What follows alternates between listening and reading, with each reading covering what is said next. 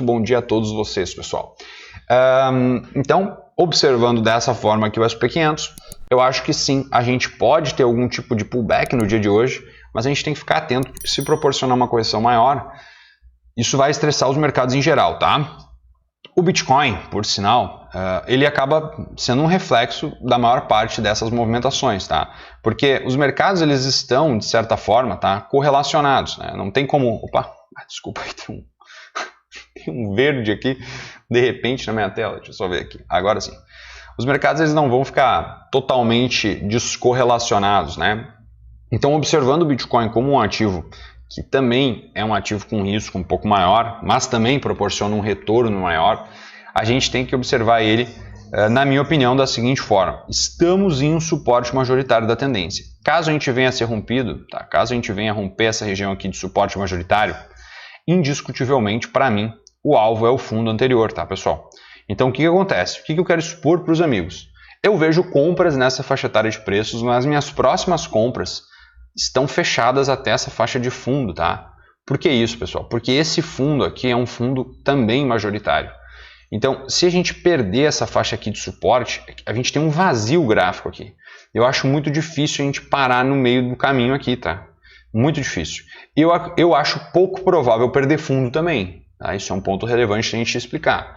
Mas eu acho difícil a gente conseguir se manter no meio do caminho, tá? Então, claro, né, se ocorrer uma estrutura que eu já comentei aqui, por exemplo, uma violação até a faixa etária aqui dos 37, ok. Aí sim, tudo bem, eu entendo como uma violação só do suporte, mas não perdendo, né?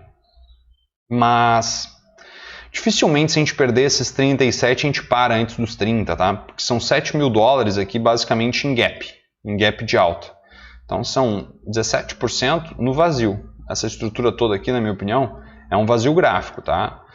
Eu não acho que quem está comprado aqui deva vender, para ser bem sincero, tá? Não acho. Eu acho que se for estopar posições, tem que estopar perdendo a mínima, tá? Essa é a minha opinião. Eu não pretendo fazer isso, tá? Eu penso o seguinte, ó. Quem está exposto em cripto, essa é a minha visão e eu acredito que talvez eu possa te beneficiar expondo ela. Quem está exposto em cripto é uma pessoa que já tem noção do mercado de renda variável. Tá? Se a pessoa começou pelo mercado cripto, de certa forma ela já começou com um estresse e uma tensão muito superior do que ela deveria. Então, o que é recomendado? As pessoas que começam no mercado cripto sem ter experiência prévia, sem conhecer o mercado mais volátil antes, por exemplo, ações, derivativos ou algo do tipo câmbio, né? Se a pessoa não conhece isso e vem direto para cripto, está num mercado extremamente volátil, estressante, 24/7, ou seja, funciona todos os dias da semana, tu não tem horário de abertura, horário de fechamento, o negócio é muito frenético e tem uma volatilidade muito grande. Então, o que eu poderia te sugerir? Tenha uma reserva de emergência, não uma reserva para mais aporte, mas uma reserva de emergência dentro da tua carteira para que tu não seja obrigado a desmontar uma posição boa para o futuro por necessidade. Às vezes as pessoas pensam assim, eu tive um imprevisto, eu vou desmontar uma parte da minha posição para cobrir um imprevisto. Isso não deveria acontecer. Por que não? Porque se tu tem um imprevisto, tu deveria ter um fundo de emergência, tá? Tu deveria ter um fundo justamente na tua posição, na tua carteira, para cobrir emergências e não tuas posições. Porque se tu pensa em alocar posições para o longo prazo, tu pensa em fazer o quê? Construir o patrimônio para o longo prazo.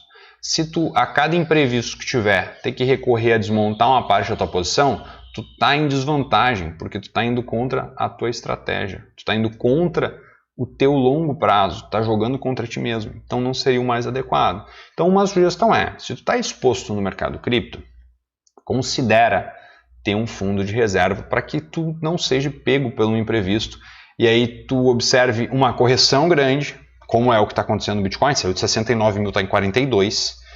Tu olha aquela correção e tu pensa, agora eu tô com esse imprevisto aqui, o que eu vou fazer? Eu vou vender minhas criptos. Daí tu vende. E aí tu usa esse recurso para uma coisa desnecessária, ou uma coisa que é necessária, mas tu poderia usar um fundo de reserva. E aí, de repente, o mercado volta a subir. Daí tu vai ter que pagar mais caro pelo um ativo que tu já tinha, a um preço talvez comprado alto, né? Mas tu já tinha. Então, se tu está pensando em acumular o ativo para o longo prazo, principalmente ativos voláteis como criptomoedas, tenha sempre uma reserva de emergência para que tu não fique preso e com a necessidade de desmontar uma posição justamente para usar essa emergência aí quando tu precisar, tá? Mas, Leandro, por favor, dê uma olhada em CBK. Beleza, já vou olhar ali, Mari, já vou dar uma olhada para ti e aí a gente conversa sobre CBK. Mas antes de CBK, vamos falar sobre Bitcoin. O que eu vejo de Bitcoin? Pessoal, tem sim uma movimentação que muitos vão observar chamada Death Cross. O que seria isso? A cruz da morte, né? Vai tudo acabar agora e vai a zero. O que seria a Death Cross? Tá? É nada mais, nada menos que dois indicadores, duas médias móveis. Tá? É uma média móvel de período intermediário, tá? Conhecido como uma média móvel intermediária, e uma média móvel de prazo maior, conhecido como uma média móvel longa. Tá? Então eu vou adicionar elas aqui no gráfico para vocês observarem junto comigo. Eu vou deixar uma delas em vermelho, que vai ser a média móvel de 50 períodos, ok? Elas são médias móveis simples, ou seja, aritméticas, tá? Elas não são exponenciais. E depois disso nós vamos adicionar a média móvel de 200 períodos, tá? Que é uma média móvel mais longa, também conhecida no mercado.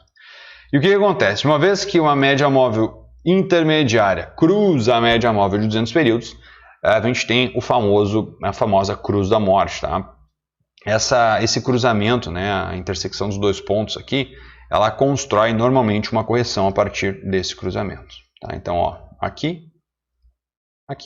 Tá? A média móvel vermelha de prazo intermediário cruza abaixo da média móvel de prazo mais longo.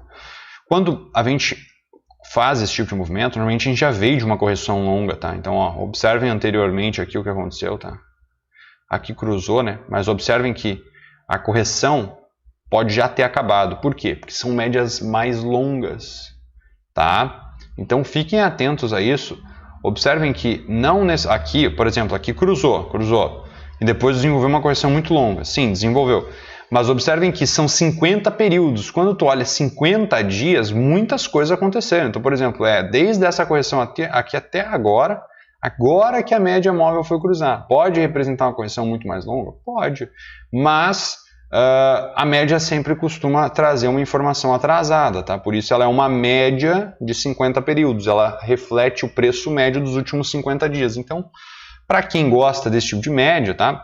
Beleza. Eu costumo observar mais médias como suportes e resistências, tá? Quando eu observo elas com um período maior, mas se tu observar padrões de cruzamento, tá?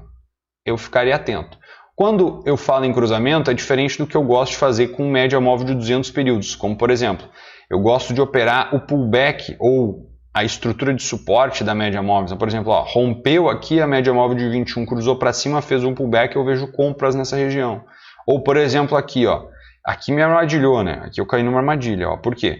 Porque rompeu, tá? Fez esse movimentozinho aqui, depois já voltou tudo. Ela não fez um pullback aqui de volta para testar e deixar um padrão para mim vender. Ela simplesmente acumulou lateral e caiu reto.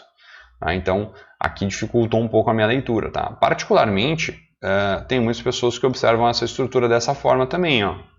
Essa estrutura aqui como sendo um rompimento. Tá? Rompeu, agora está testando essa região. E agora, dessa estrutura de curto prazo, a gente rompeu de novo.